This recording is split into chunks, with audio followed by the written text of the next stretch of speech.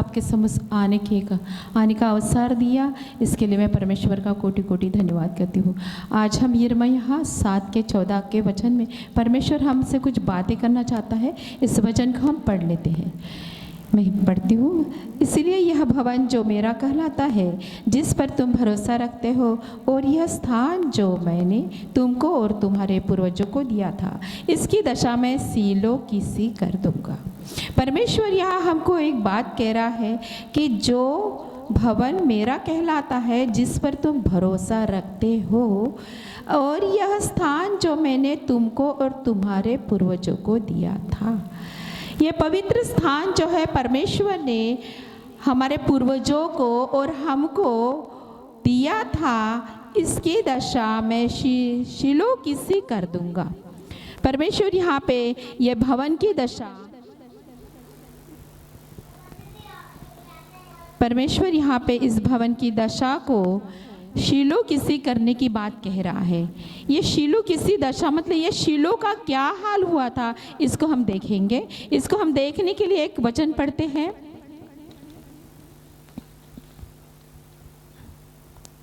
यशायाह 13:8 में परमेश्वर क्या कहता है, हम पढ़ते हैं। और वे घबरा जाएंगे, उनको पीड़ा और शोक होगा, उनको जच्चा किसी पीड़ाएं उठेगी, वे चकित होकर एक दूसरे को ताकेंगे, उनके मुंह जल जाएंगे। परमेश्वर यहाँ पे कह रहा है, यशायाह 13:8 में कह रहा है, और वे घबरा जाएंगे। कौन घबरा जाएंगे? वो लोग जो परमेश्वर जिस तरह से हम लोगों को आज्ञा दिया है, उस आज्ञा पर चलने के लिए परमेश्वर ने हमको कहा है, उस आज्ञा के न मानने वाले लोगों के लिए परमेश्वर कह रहा है, और वे घबरा जाएंगे, उनको पीड़ा और शोक होगा, उनको जच्चा किसी पीड़ाएं उठेगी, वे चकित होकर एक दूसरे को ताकेंगे, उनके मुंह जल जाएंगे। उन लोगों के मुंह जल जाएंगे जो लोग परमेश्वर की आज्ञा को नहीं मानते, परमेश्वर के वचन का पूरी रीति से पालन नहीं करते। और परमेश्वर उन लोगों के लिए ये बातें कह रहा है, वे चकित होकर एक दूसरे को ताकेंगे, उनके मुंह जल जाएंगे। इसके लिए और हम गहराई से जानने के लिए विलाप गीत का पढ़ते हैं 3:16 में क्या कहता है परमेश्वर, कि परमेश्वर यहाँ पे हमको कहता है 3:16 में, उसने मेरे दांतों को कंकड़ों से तोड़ डाला और मुझे राख से ढाप दिया है। उसने मेरे दांतों को कंकड़ों से तोड़ डाला और मुझे राख से ढाप दिया है। ये परमेश्वर किसको कह रहा है? उसने मेरे दांतों को कंकड़ों से तोड़ डाला। कंकड़ों से, कंकड़ हम जानते हैं, खाने में एक हाथ कंकड़ आ जाता है तो हमारा खाने का स्वाद बिगड़ जाता है और हम खाना छोड़ देते हैं, हम खाना पसंद नहीं करते हैं। और परमेश्वर यहाँ पे कह रहा है, उसने मेरे दांतों को कंकड़ों से तोड़ डाला और मुझे राख से ढाप दिया है। ये लोग विलाप गीत में परमेश्वर कह रहा है कि उसने मेरे दांतों को कंकड़ों से तोड़ डाला और मुझे राख से ढाप दिया है। मतलब ये दशा किसकी हो गई है? ये उन लोगों की दशा हो गई है जो परमेश्वर की आज्ञा को नहीं मानते, परमेश्वर की आज्ञा का पालन नहीं करते। उन लोगों की दशा ऐसी हो गई थी कि उनका मुंह कंकड़ों से परमेश्वर ने तोड़ डाला और राख से उनका मुंह ढाप दिया था। और आगे में हम पढ़ते हैं यहेजकेल 22:18 में हम पढ़ते हैं,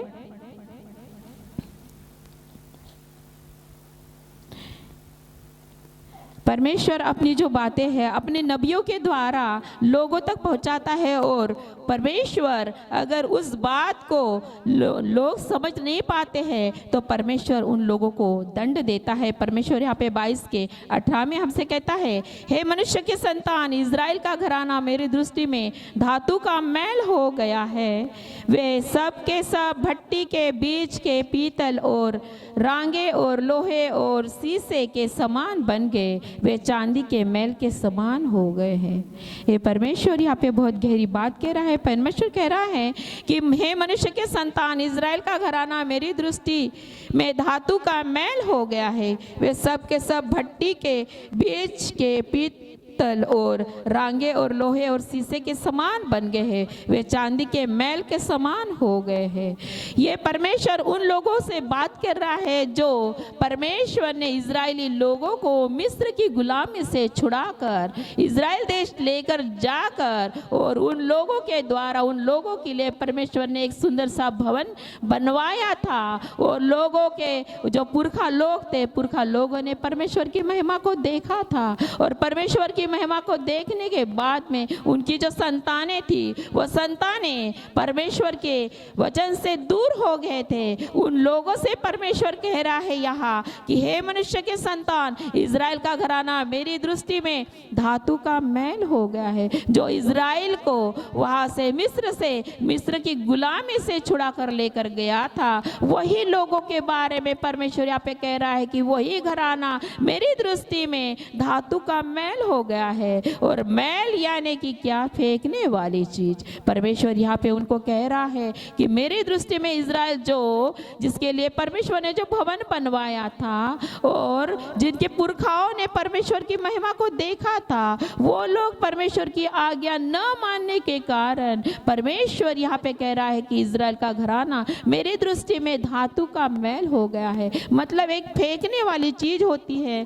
जो मैल जो होता है हम उसको फेंक देते हैं। जब हम नहाते हैं मैल निकलता है, पानी के साथ बह जाता है। हर चीज का जो मैल है, मैल हम फेंक देते हैं। इस तरह से परमेश्वर इजरायली लोगों के लिए यहाँ पे कह रहा है कि इजराइल का घराना मेरे लिए मैल हो गया है।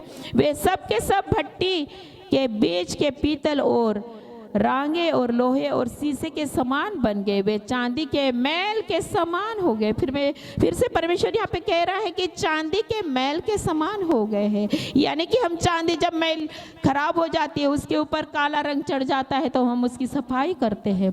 इसी तरह से परमेश्वर कह रहा है कि इजरायली लोगों के लिए कह रहा है कि वे चांदी के मैल के समान हो गए, यानी कि फेंकने वाली चीज हो गई है। परमेश्वर की दृष्टि में अब वे वैसे लोग नहीं रहे जो उनके पुरखा लोग थे, जो परमेश्वर की आज्ञा पर चलते थे, लेकिन अब वो ऐसे नहीं रहने के कारण परमेश्वर यहाँ पे उनके लिए कह रहा है कि ये चांदी के मैल के समान हो गए हैं। आगे को हम जानने के लिए, इसी वचन की गहराई को हम जानने के लिए पढ़ते हैं व्यवस्था विवरण का 4:40 में हम पढ़ते हैं।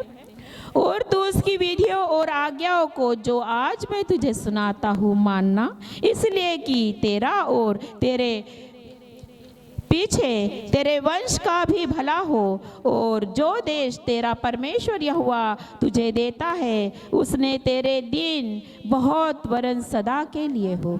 परमेश्वर यहाँ वो ये बात कह रहा है कि उसकी विधियों और आज्ञाओं को जो आज मैं तुझे सुनाता हूँ, जो परमेश्वर ने विधियाँ मूसा को दी थी, जो आज्ञा 10 आज्ञाएं मूसा को दी थी, परमेश्वर ने खुद पटिया पर लिखवा कर परमेश्वर ने आज्ञा मूसा को दी थी। उसी आज्ञा को परमेश्वर बोल रहा है कि जो और तू उसकी विधियों और आज्ञाओं को जो मैं आज तुझे सुनाता हूँ मानना, इसलिए कि तेरा और तेरे पीछे तेरे वंश का भी भला हो।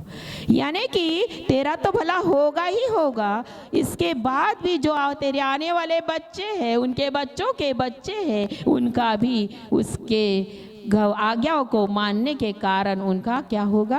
भला होगा। यानी परमेश्वर यहाँ पे हमको कह रहा है कि उसकी विधियाँ जो हमको उसने बताई है, उसकी आज्ञा जो उसने हमें बताई है, उसको अगर हम मानते हैं तो हमारा परमेश्वर हमको यहाँ पे कह रहा है कि तेरा और तेरे वंश का भी भला होगा। और जो देश तेरा परमेश्वर यहोवा तुझे देता है, उसमें तेरे दिन बहुत वरन सदा के लिए हो।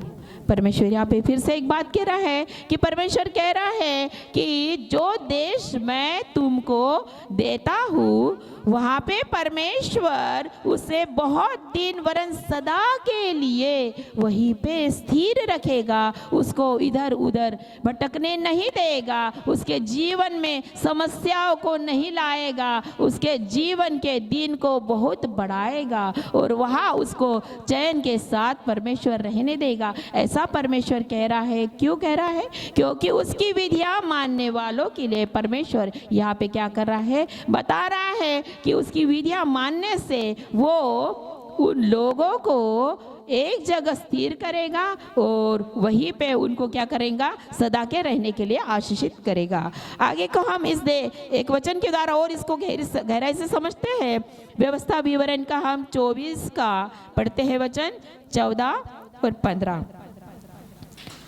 कोई मजदूर जो दिन और कंगाल हो, चाहे वह तेरे भाइयों में से हो, चाहे तेरे देश के फाटकों के भीतर रहने वाले परदेशियों में से हो, उस पर अंधेर न करना, यह जानकर कि वह दिन है और उसका मन मजदूरी में लगा रहता है। मजदूरी करने ही के दिन सूर्यास्त से पहले तू उसकी मजदूरी देना, ऐसा न हो कि वह तेरे कारण यहोवा की दुहाई दे और तू पापी ठहरे। परमेश्वर यहाँ पे व्यवस्था विवरण हमको बता रहा है कि 24 के 15, 14 और 15 में परमेश्वर हमें कहता है कि जो मजदूर दिन और कंगाल हो, चाहे वह तेरे भाइयों में से हो, चाहे तेरे देश के फाटकों के भीतर रहने वाले परदेशियों में से हो, तो ऐसे लोगों पर अंधेर ना करना।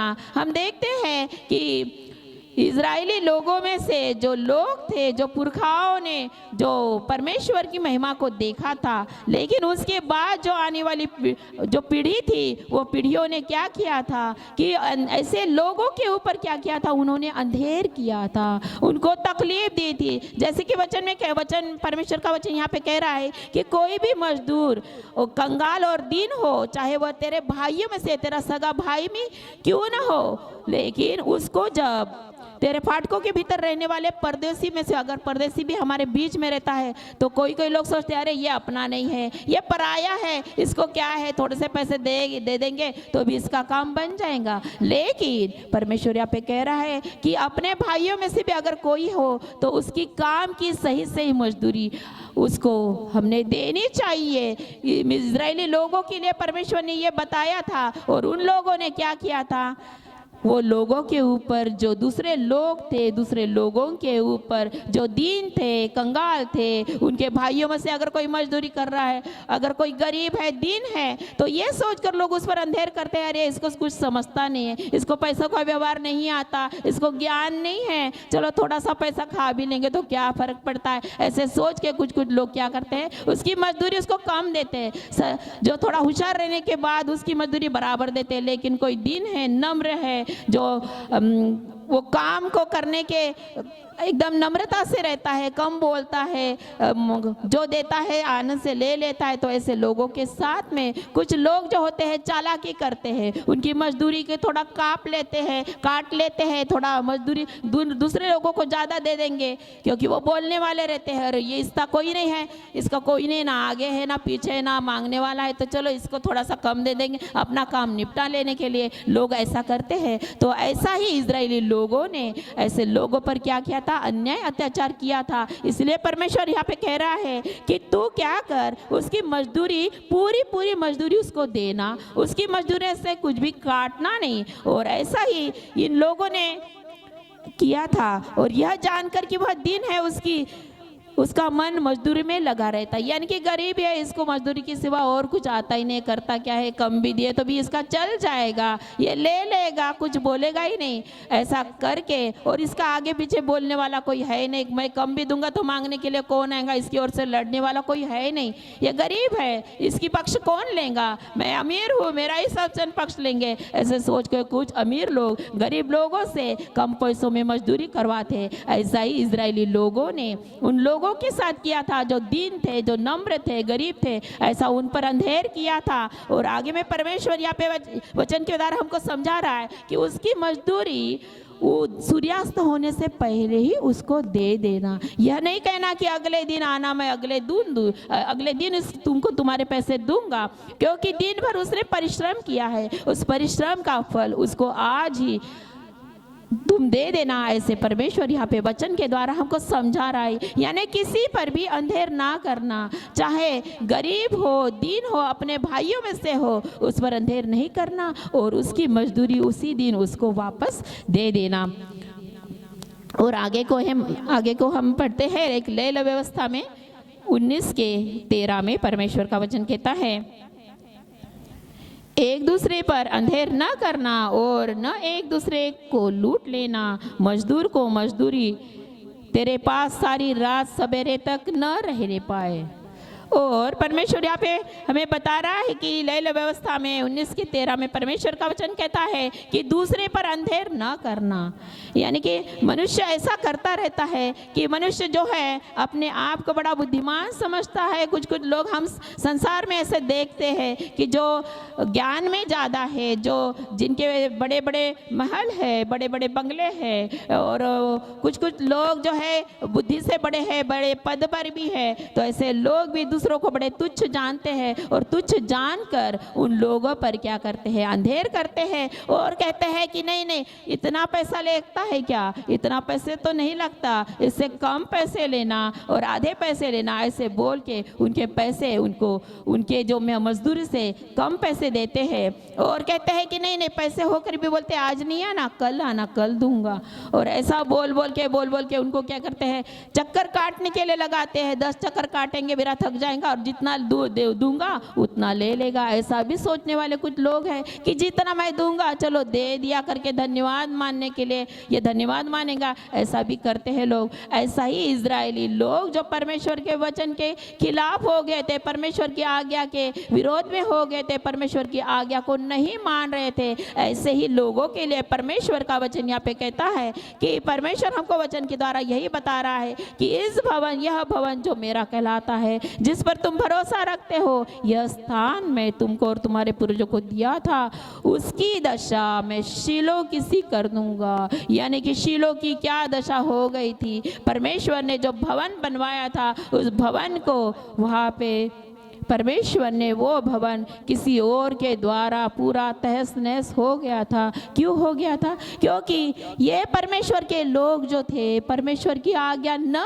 मानने के कारण परमेश्वर का क्रोध उन पर पड़ा और परमेश्वर ने जो भवन उसके नाम के लिए बनवाया था, उसी भवन को परमेश्वर ने क्या कर दिया था? नष्ट कर दिया था। क्यों? क्योंकि परमेश्वर की आज्ञा न मानने के कारण। इसलिए परमेश्वर का वचन हमें यही समझाता है कि हमको हमेशा परमेश्वर की आज्ञा पर चलना चाहिए। हमारे पूर्वजों ने जो परमेश्वर की महिमा देखी थी, उस परमेश्वर को महिमा न देने के कारण उनका मन जो मूर्ति पूजा में लग गया था, जो मूसा जो 40 दिन के उपवास के लिए, प्रार्थना के लिए पहाड़ी पर चला गया था, तब लोगों ने गुड़गुड़ाते हुए उन्होंने अपने लिए एक मूर्ति बनवाई थी और मूर्ति बनवा कर वह मूर्ति के पीछे चलना शुरू कर दिया था। और परमेश्वर ने इसी कारण उन लोगों की दशा बहुत बुरी कर दी थी। जो परमेश्वर ने भवन भी बनवाया था, बहुत ही सुंदर भवन था, उस भवन को परमेश्वर ने तहस नहस कर दिया था, क्योंकि परमेश्वर के लोग ही परमेश्वर के वचन के खिलाफ, आज्ञा के खिलाफ हो गए थे। इसके कारण परमेश्वर ने उनकी दशा शीलो की सी कर दी थी, उसको नाश किया था। इसलिए जो हम हृदय में परमेश्वर वास करता है, हमारे हृदय में वास करने वाले हमारे ईश्वर को, हमारे परमेश्वर प्रभु यीशु को हमने क्या करना चाहिए? अपने दिल की गहराइयों से मानना चाहिए। उसकी आज्ञाओं पर हमने अपनी पटिया पर लिख लेना चाहिए, चाहे हमको संसार कुछ भी क्यों ना कहे, लेकिन उसकी आज्ञा मानने से हमको कोई भी संसार की चीज नहीं रोकनी चाहिए और ना हम संसार की बातों में अपने आप को उलझाने वाले बने, क्योंकि परमेश्वर जो है जीवन देने वाला है, जीवन लेना भी उसी के हाथ में है। जो बनाता है वो उसको बिगाड़ भी सकता है। जो परमेश्वर के वचन के द्वारा हम यहाँ पे समझ चुके हैं कि परमेश्वर ने जो भवन, जो इतना शानदार भवन, सुंदर भवन परमेश्वर ने अपने लोगों के लिए, परमेश्वर के आराधना के लिए वहाँ पे बनवाया था, वही भवन उसने क्या कर दिया था? तोड़ दिया था। दूसरों के द्वारा, शत्रुओं के हाथ में उसको करके तोड़ दिया था। क्यों? परमेश्वर की आज्ञा न मानने के कारण। इसलिए हमने हमेशा परमेश्वर की आज्ञा पर चलना चाहिए, परमेश्वर की हुजूरी में चलना चाहिए। संसार नाश होने वाला है, लेकिन हम परमेश्वर की आज्ञा में बने रहेंगे तो उसके स्वर्ग राज्य के लिए उठाए जाएंगे। इसलिए परमेश्वर का मैं कोटि कोटि धन्यवाद करती हूँ। परमेश्वर ने मुझे यह वचन बताने के लिए बुद्धि दिया, ज्ञान दिया, बल दिया, सामर्थ्य दिया। यीशु मसीह के नाम से मांगती हूँ, प्रार्थना को सुन प्रभु। ओ यीशु के मसीह के नाम से मांगती हूँ।